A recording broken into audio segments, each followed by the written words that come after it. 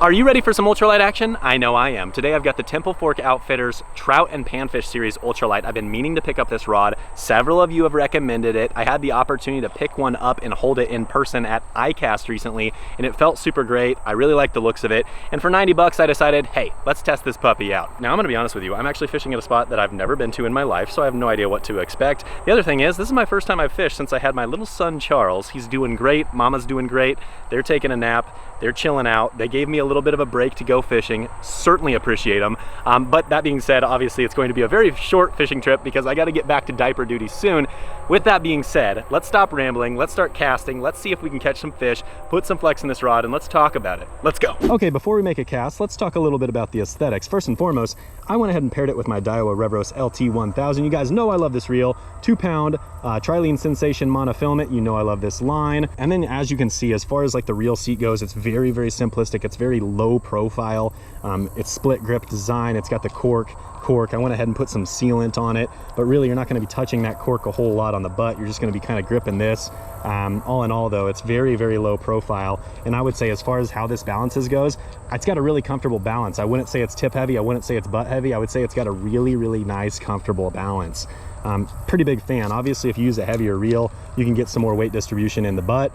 If you use a lighter reel, you can get some more weight distribution in the tip. Kind of depends on personal preference. As far as ratings and specs go, I went for the 6-foot 2-piece ultralight. Now, I thought that this would be good for me, but they've got some other ones as well. This is rated for 2 to 6 pound line, 1/32 to 3/16 ounce lures. Now, that's very, very typical ratings for an ultralight. I would say most ultralights have about that same ratings. This one happens to be a fast rod, and I will say, upon first inspections, it's got a little bit of softness to the tip, just enough to where I'm going to be able to cast little baits out there, but I would say this totally is a fast. It really does bend down that blank exactly how I would expect to see. And I really, really like it because you guys know I'm a sucker for a good fast action ultralight, and I have a feeling right now, based on holding this, I'm really going to like this rod, but the only way we can know for sure is to catch some fish on it, so why don't we get started? Casting distance is going to be just fine on this. This snap bean is 1/16 ounce, so I'm going to have no issues with this. The true test would be some 1/64 ounce jigs and stuff like that. Looks like some kind of little sunfish right there. Oh, he just smashed it. There we go. He just swam up in front of me, little green sunfish, and I saw him. I'm like, whatever, I'm going to drop it in front of him. And apparently there's green sunfish in here. Now, this is not big, and it put pretty much 0 flex in this rod, but you wouldn't necessarily expect it to. I'm just glad to be on the board. My gosh, this is the first fish I've caught in like over 2 weeks. Beautiful little green sunny. All right, see you, buddy. Okay, I switched yet again. I went to a 1/32 ounce mule jig and a Donkey Tail Junior in green pumpkin. This is obviously a never fail bait for me, so I trust that we're gonna catch a fish on this. We'll probably catch some little bass, little dinky ones, I'm sure, but I'll take anything at this point. There he is. That fish came screaming in for it. That was the first cast with the Donkey Tail Junior. I mean, an absolute monster, eh? See you, buddy.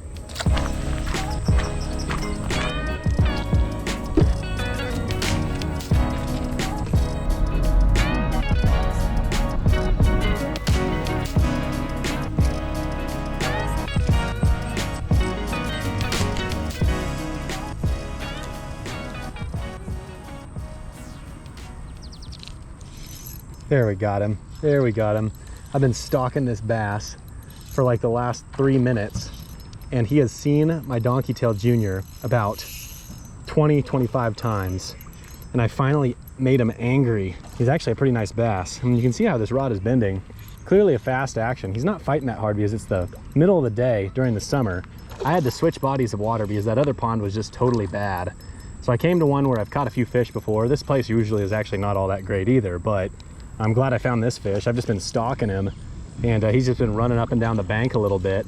And I got him right on the corner of the mouth. And you can see that this rod is handling him pretty well, but this is definitely on the larger size for a fish on an ultralight, so seems to handle it pretty well. All right, there we go. I'm kind of running out of time to fish. I've probably got only a couple more minutes, but I'm glad I actually put a nice fish on this rod. That's probably about a 15-inch largemouth right there, and on an ultralight, that's always a good time. It handled it just fine. Right on. I am proud of making that fish bite. Dog days of summer, he's clearly not actively feeding. I probably put this thing in front of his face, like I said, like 25 times. He finally decided to eat it.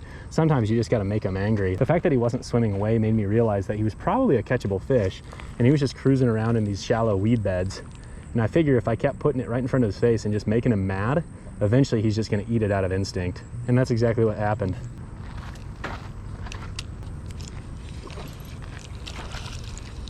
Well, there we go. I caught 2 fish here. Definitely much smaller than that other one, but another fish. See ya, bud.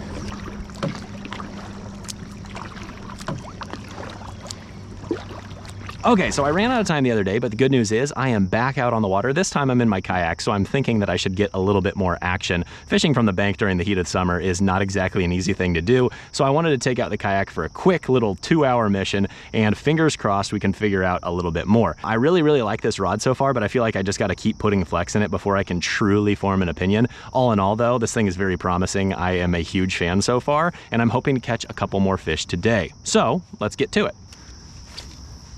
I'm literally wearing pants and long sleeves, and dang old mosquitoes found my one little area. Itchy ankles are not fun, I will tell you that right now. God, it is peaceful to get out and just paddle around.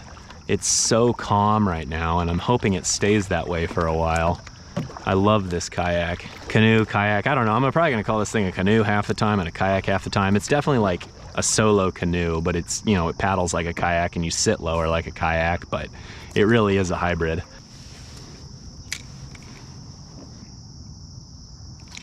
There he is. Oh my gosh, how? Okay, I gotta catch something larger than this. This is not a very good test of the rod. I mean, I felt the bite, so maybe that means it's sensitive, I don't know. Holy smokes, dink. Good morning. I'm gonna blame the kayak that I'm not super good at casting out of it yet. There we go. There he is.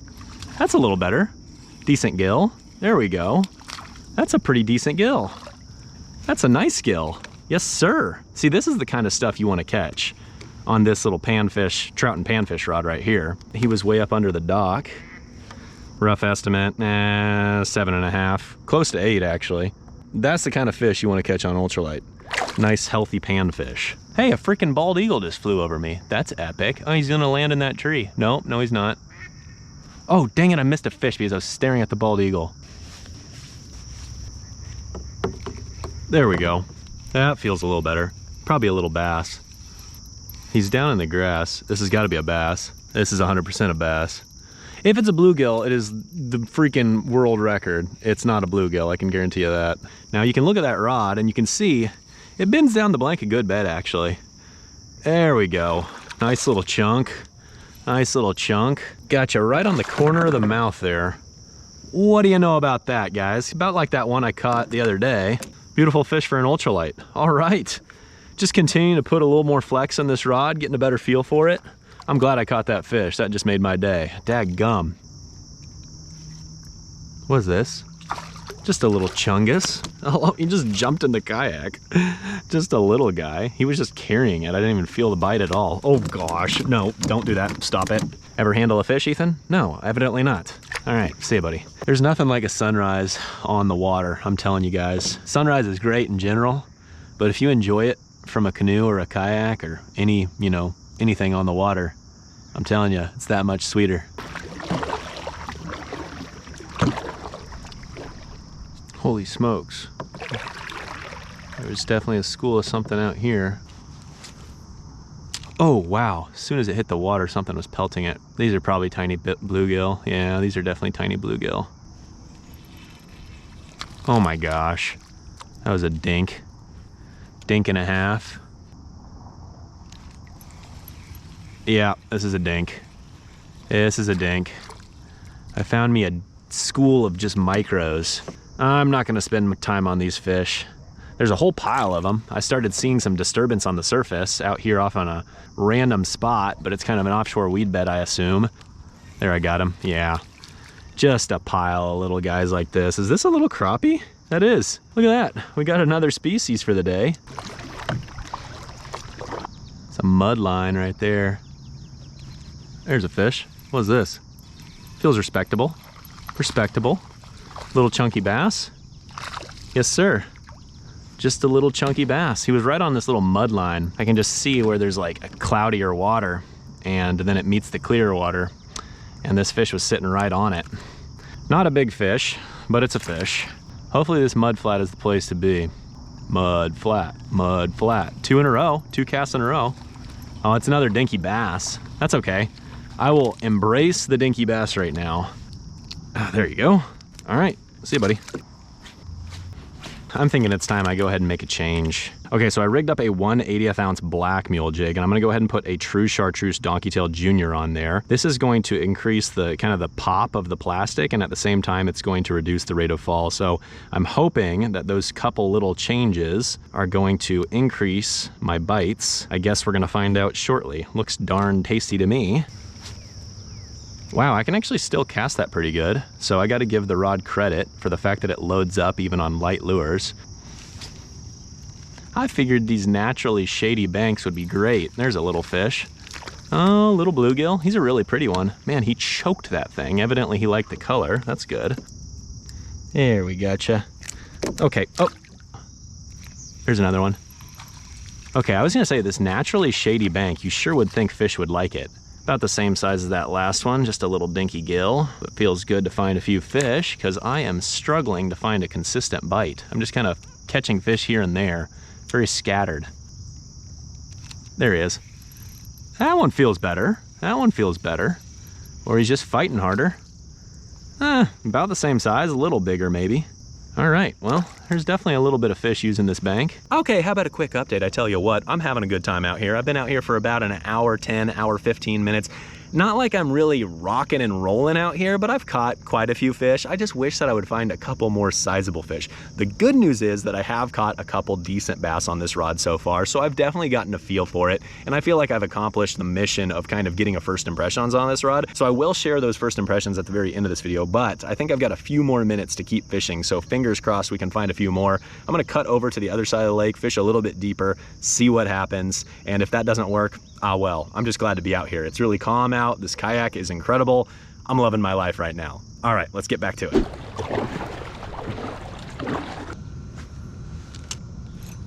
There we go. That feels a little bigger.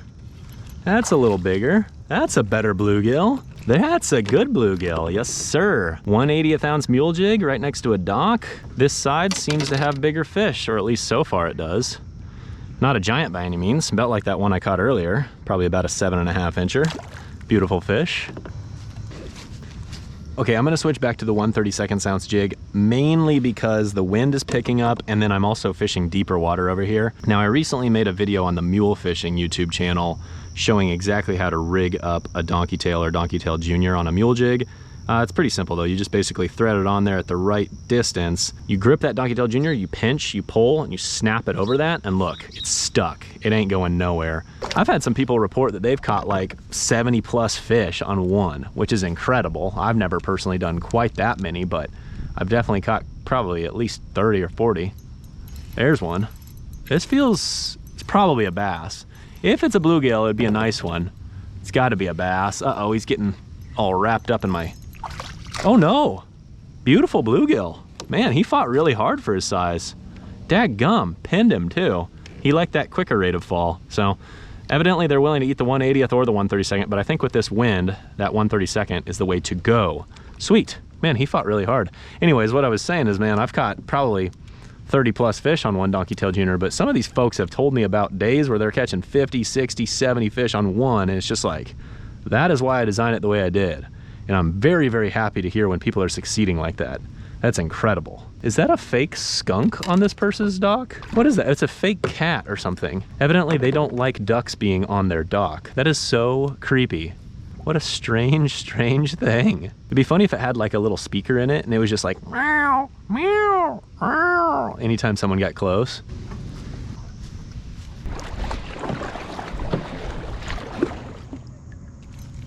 Here's a fish. Oh my gosh. What is this? I'm fishing this offshore weed bed, probably like 10 foot down, and I'm catching a dink, of course. I definitely think this is an awesome ultralight, and I'm gonna wrap it up in about 2 seconds. I'm gonna make 3 more casts. One, give me one more fish to end on. There's one. This might be a bigger bluegill, if I'm a betting man. Oh, is that a crappie? Oh, it's a little crappie. Little guy.